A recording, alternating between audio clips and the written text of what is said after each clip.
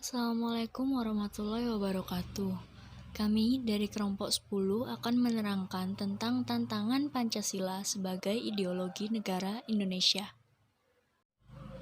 Sebelumnya, izinkan saya memperkenalkan anggota kelompok kami. Yang pertama ada Ella Febriola Putri, Nailil Muna, Venasya Permata Zamrud, Ummul Khoir Aziz, dan Wiatin Soleha. Pancasila adalah ideologi dan dasar negara Indonesia. Pancasila juga merupakan rumusan dan pedoman untuk kehidupan berbangsa dan bernegara bagi seluruh rakyat Indonesia. Sejarah singkat Pancasila dimulai dari penjajahan Belanda yang usai pada tanggal 8 Maret 1942. Sejak Indonesia diduduki oleh Jepang, namun tidak lama melakukan pendudukan di Indonesia, karena sejak tahun 1944, tentara Jepang mulai kesulitan dalam menghadapi tentara sekutu. Jepang memberikan janji kemerdekaan kepada rakyat Indonesia demi untuk mendapat simpatinya agar bersedia membantu Jepang dalam melawan tentara sekutu. Janji ini diucapkan pada tanggal 7 September 1944 oleh Perdana Menteri Kaiso.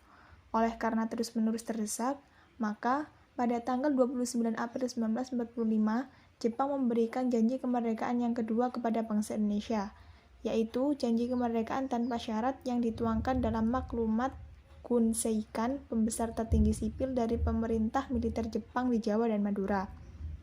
Dalam maklumat tersebut, dimuat dasar pembentukan Badan Penyelidik Usaha-Usaha Persiapan Kemerdekaan Indonesia yang dikenal dengan BPUPKI. Keanggotaan BPUPKI dilantik pada tanggal 28 Mei 1945 dan mengadakan sidang pertama pada tanggal 29 Mei 1945 sampai 1 Juni 1945. Pada tanggal 1 Juni 1945, Soekarno secara spontan menyebut dasar-dasar negara dalam pidatonya yang kini dikenal dengan judul lahirnya Pancasila. Dasar-dasar tersebut adalah kebangsaan Indonesia, internasionalisme atau pri kemanusiaan, mufakat atau demokrasi, dasar perwakilan, dasar permusyawaratan, kesejahteraan sosial, dan ketuhanan. Dalam pidatonya, Soekarno mengucapkan nama Pancasila. Soekarno juga mengatakan bahwa nama Pancasila ini ditentukan dengan petunjuk seorang teman ahli bahasa. Usulan Soekarno ini rupanya diterima dengan baik oleh seluruh peserta sidang. Ini menjadikan tanggal 1 Juni 1945 sebagai hari lahirnya Pancasila. Unsur-unsur yang memengaruhi tantangan terhadap Pancasila sebagai ideologi negara meliputi faktor eksternal dan internal.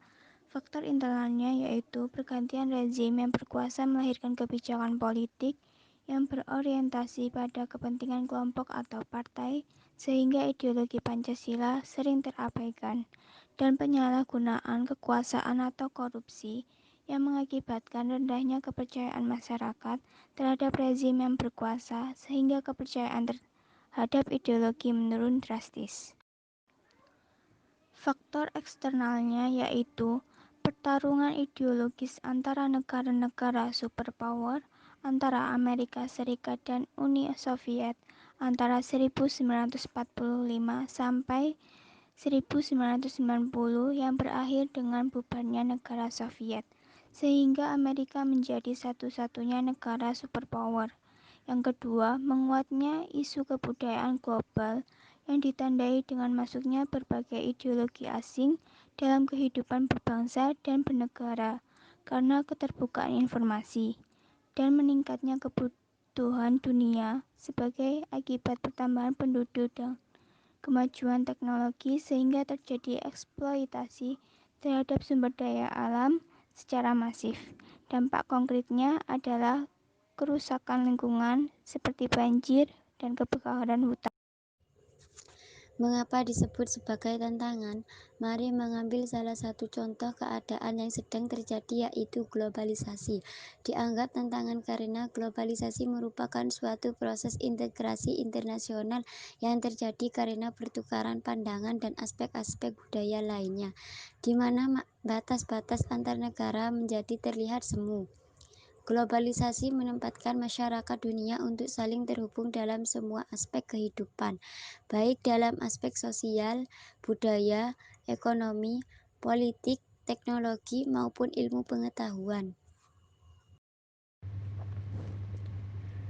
Solusi yang bisa kita lakukan diantara lain yaitu mencintai produk dalam negeri, menyaring budaya asing, menyesuaikan dengan norma, memahami nilai-nilai Pancasila, memprioritaskan pemulihan ekonomi, meningkatkan potensi nasional, memasukkan kemajuan teknologi, meningkatkan usaha mikro, deregulasi dan debirokrasi, serta memanfaatkan forum kerjasama.